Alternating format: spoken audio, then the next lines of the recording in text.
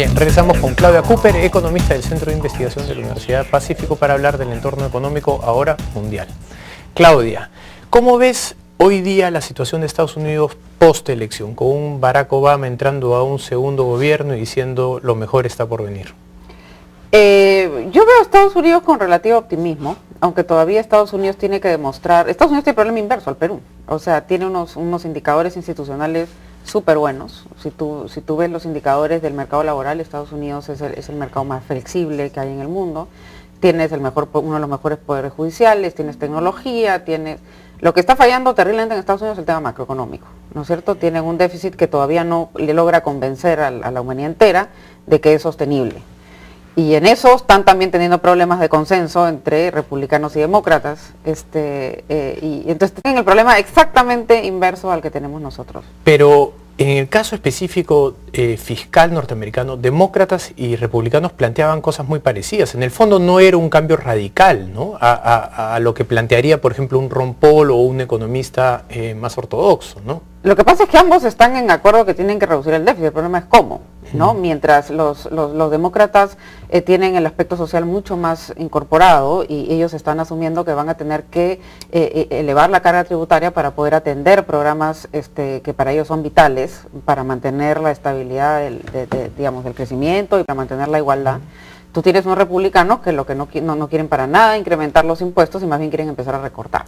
Eso es básicamente la gran diferencia y lo que los traba en la discusión y llevó al problemón que tuvieron el año pasado. Me parece que fue donde simplemente en un momento no se había aprobado el presupuesto y no se podía desembolsar el dinero para las cosas básicas, ¿no?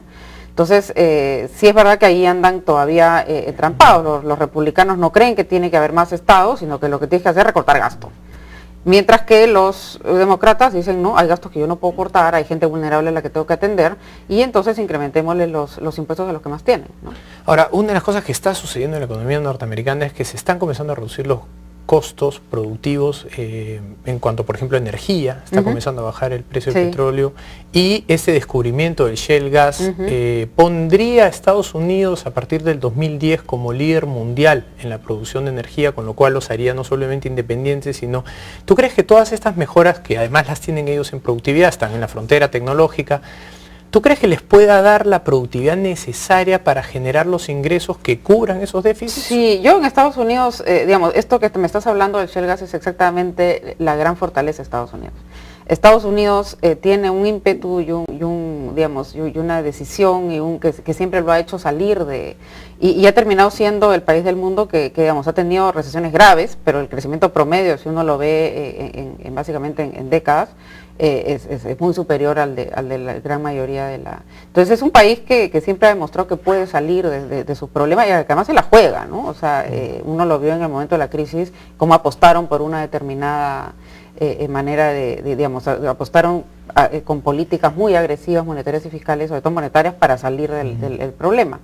Entonces, la gran fortaleza está en Estados Unidos, es que es un país con decisión y que tiene, como te digo, índice de competitividad en lo que es frontera tecnológica, investigación e instituciones que en realidad funcionan muy bien. Y Europa, porque Europa tiene muchas ventajas institucionales, pero en cuanto a productividad están todavía muy rezagados. Exacto, yo creo que le falta ese ímpetu, ¿no? O sea, le falta arriesgar más. Uno ve en lo de la crisis y uno ve cómo... Yo la verdad, cuando uno ve lo que hizo, por ejemplo, el ministro el secretario del Tesoro, cómo sacó un paquete en el Congreso de millones y billones de dólares, el Congreso lo pasa y se la juega, y los europeos seguían debatiendo de qué tamaño debía ser el... Ahora, las bajas regulaciones norteamericanas también permiten eso, ¿no? Porque las regulaciones europeas, laborales, tributarias, no sé si darían el espacio para ese tipo de paquetes tampoco. Este paquete era un paquete completamente, fue un paquete que lo sacó muy rápidamente al Congreso. Tal era la urgencia que el Congreso logró aprobar el paquete a Paulson muy rápidamente para por lo menos calmar las expectativas y salir del bache. En Europa debatieron mucho más de qué tamaño y fue mucho más lento el proceso, ¿no? Sí es verdad, la gran fortaleza de Estados Unidos es que tiene un sistema, como tú dices, laboral, tributario, regulatorio, mucho más, liviano y flexible, ¿no? Es verdad que en lo regulatorio creo que se fueron para el otro lado y es lo que terminó generando la crisis, ¿no? O sea, al final algo de regulación tienes que tener, porque los mercados llega un momento que alguien de fuera les tiene que decir, oigan, acá hay unos límites, ¿no?, a la agresividad digamos, de innovar y de crecer. Alguien tiene que ordenar el gallinero, digamos. Hay una visión contraria que sostiene que no fue una crisis de capitalismo, sino de Estado, que el Estado, básicamente el gobierno federal norteamericano, redujo las tasas de interés para salir de la crisis del 2001 al 1%, y que el dinero barato generó todas estas malas inversiones. Yo estoy de acuerdo con eso, y no solamente fue eso, fue el tema digamos, de un sistema hipotecario que digamos, que si bien el Estado flexible decía no garantizo, en la práctica iba a garantizar, ¿no? Todo el tema de Fannie Mae y Freddie Mac al final eran, digamos, un sistema de mercado secundario de hipotecas que en realidad tenía una garantía estatal que hizo que todo el mundo asumiera más riesgo del que... Eso es verdad. Y los salvatajes masivos a la industria pero también automovilística, financiera, también generó una sensación de... Pero fue eso unido, ¿no es cierto?, a un sistema donde se creaban productos que nadie entendía y que se vendían, ¿no? Yo siento que, digamos, a la persona que va a comprar estas cosas que no conoce a alguien las tiene que proteger, ¿no?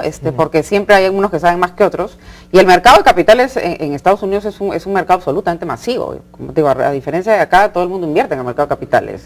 Ahora, muchos de los que generaron parte de esas tomas de decisión, que eran básicamente de bancos de inversión, Goldman Sachs, por ejemplo, están hoy día como asesores del gabinete de Obama. Sí, probablemente. Al final, si uno ve el efecto global del mercado de capitales en décadas, tú vas a ver que ha sido positivo. Ha sido un bache muy terrible. Yo creo que hay mucha gente que ha padecido esto de manera...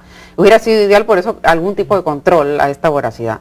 Pero uno ve que ha habido un cambio tecnológico importantísimo en el manejo monetario de los países, ¿no es cierto? Tú puedes ahora generar estas emisiones enormes sin inflación, por ejemplo, que es algo que inclusive podemos hacer los peruanos, y uno se da cuenta el gran beneficio que esto ha creado en la creación de riqueza y el problema es que, claro, cuando uno ve el bache enorme que ha creado en un país como Estados Unidos y la cantidad de gente que se ha visto realmente muy complicada, uno dice, bueno, si vas a hacerlo tan masivo, algún tipo de regulación vas a tener, y te hubieras evitado este problema tan grande, ¿no?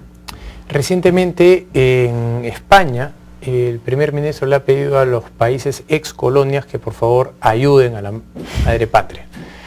¿Cuál es tu posición respecto a los mercados emergentes dentro de la economía global? Hablo específicamente de Brasil, Rusia, India, China, los BRICS. Bueno, ahora los BRICS están ahora un poco de capa caída, ¿no? Digamos, siguen siendo importantísimos, pero claro, no son ahora, no generan el apasionamiento que han creado. Ya crearon además los MIST, que son México, exacto. Indonesia, entonces México ha pasado un Singapur, poco a reemplazar a Brasil en la región, ¿no es cierto? Porque justo ha habido un timing donde parece que México ya está en capacidad de hacer las reformas que se necesitan para crecer. El rol que tienen es el rol del mundo emergente en el mercado global. Están sosteniendo el crecimiento global. Si uno ve inclusive países como Estados Unidos lo están ayudando vía el ahorro a la gente, porque si la gente está ahorrando en fondos mutuos, fondos de inversión, fondos de pensiones, los fondos de pensiones están invirtiendo en instrumentos de los países emergentes, y es lo que les está permitiendo incrementar sus patrimonios. Entonces, digamos, el rol ahora, el motor del crecimiento se está generando en el mundo emergente y no en el mundo desarrollado.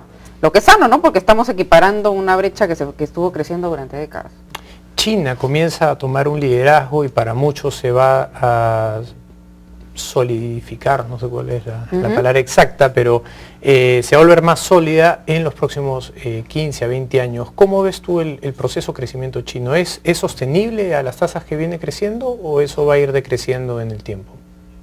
Aparentemente todavía tienen un gran colchón para seguir creciendo, ¿no? Es un país de millones de habitantes que estaban en pobreza y que están siendo incorporados al sistema, y esta gente va a consumir y la verdad que todavía hay una buena cantidad de años para que eso continúe. Entonces, en la medida en que pueda haber un balance y se pueda mantener la sostenibilidad del mundo, porque si hay una interdependencia muy fuerte entre China y Estados Unidos, por ejemplo, ¿no? O sea, China es quien básicamente financia el déficit fiscal de... Entonces, mientras no haya una crisis muy grave, que no creo que haya, porque son jugadores muy grandes que no van a dejar que el otro se caiga, China tiene todavía un buen tramo para seguir creciendo, ¿no? Entonces, con esa visión, tus expectativas para el Perú para el 2013 y 2014 son positivas. Son muy optimistas, sí. ¿Por encima del 7%, al igual que Miguel? No, eso lo veo, eso, digamos, sería, si a mí me dijeras, yo tengo que hacer una proyección, sería mi proyección optimista, ¿no? Mi proyección base estaría alrededor de entre 5, 5,5, 6. Ya 7, 8, digamos, los niveles que estamos en la etapa previa sería un escenario optimista, digamos. Y entonces, ¿cómo explicar el optimismo de don Julio Velarde cuando habló del doble dígito, porque hay muchos que se hacen la pregunta, ¿no? Eso requiere de reformas y no muchos vemos la capacidad de hacerse reformas en este gobierno. Yo no he oído directamente lo de Julio Velarde, pero sí he tenido referencias indirectas. Él se refería a que este crecimiento de dos dígitos se tendría que dar si se llegara a realizar toda la inversión minera que está planificada. Es lo que tengo entendido. Eso es un escenario optimista, ¿no es cierto? Que es que no vamos a tener ningún, digamos, claro, ninguna traba. Casi 50.000 millones de dólares Exactamente, de inversión, claro. Exactamente. Entonces, él está asumiendo, digamos, si eso ocurre, es que podríamos crecer a los dos dígitos de lo que él está hablando. Aparentemente, ese es un escenario optimista. Estaríamos asumiendo que digamos, el tema minero va a seguir como hasta ahora, e inclusive un poco más rezagado, porque tenemos ahora problemas adicionales, ¿no? Como la ley de consulta previa, etcétera. Entonces, digamos, no es un escenario imposible, si lo hemos tenido antes del... Pero para mí sería un escenario, digamos, yo no basaría mi decisión absoluta en ese 10% de crecimiento, ¿no? Lo basaría en un 6%, que es una cosa que sigue siendo muy optimista para los tiempos actuales. Muy bien. Te agradezco muchísimo, Claudia, la visita. Espero tenerte pronto de nuevo para seguir hablando de esto. Bien, vamos a una pausa y regresamos.